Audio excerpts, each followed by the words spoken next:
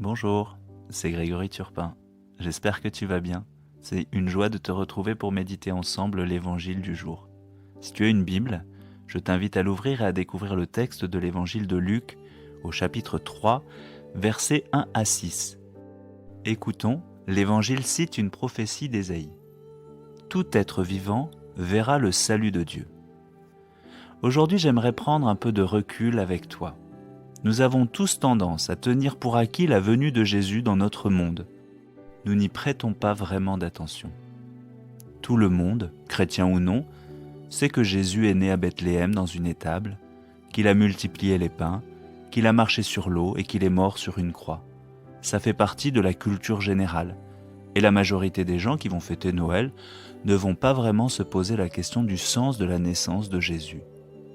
Nous aussi, nous nous accoutumons à une vérité qui est pourtant absolument renversante. Dieu Tout-Puissant, le Créateur de l'univers, s'est fait homme et il est entré dans notre histoire.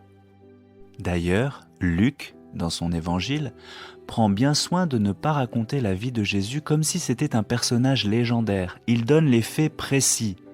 L'an 15 du règne de l'empereur Tibère. Ponce Pilate étant gouverneur de la Judée, Hérode étant alors au pouvoir en Galilée, etc. C'est à ce moment-là, et à un moment connu de l'histoire, dans des lieux précis, avec des dirigeants précis, que la parole de Dieu est adressée au prophète, qui est chargé d'annoncer la venue du Sauveur du monde. Ce prophète, c'est Jean, fils de Zacharie, qui prêche le baptême de conversion auprès du Jourdain. J'aime la manière dont Luc nous présente les choses. C'est un pragmatique et cela me permet de me rattacher personnellement à Jésus. La parole de Dieu percute mon histoire et ton histoire aussi fortement qu'il y a 2000 ans. On pourrait dire en l'an 2021 de notre ère, Emmanuel Macron était le président de la République française, Joe Biden au pouvoir aux États-Unis et Élisabeth II régnait sur l'Angleterre. La parole de Dieu fut adressée à monsieur un tel ou à madame un tel, à Grégory Turpin, ou bien à toi qui m'écoutes.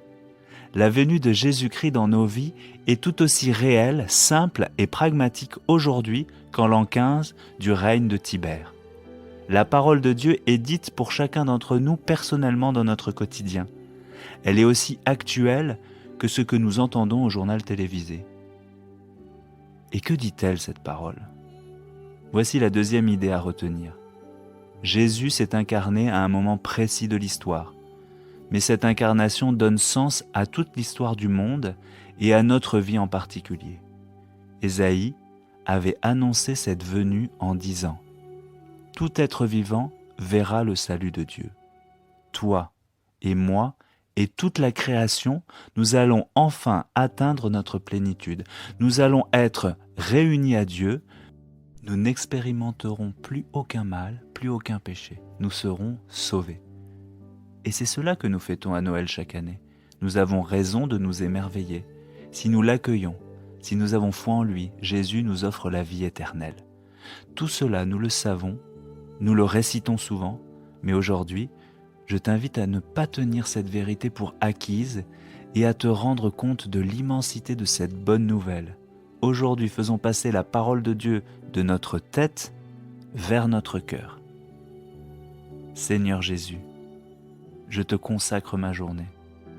Je veux prendre mieux conscience du cadeau extraordinaire que tu m'offres et que je n'ai pas mérité, la vie et le bonheur éternel.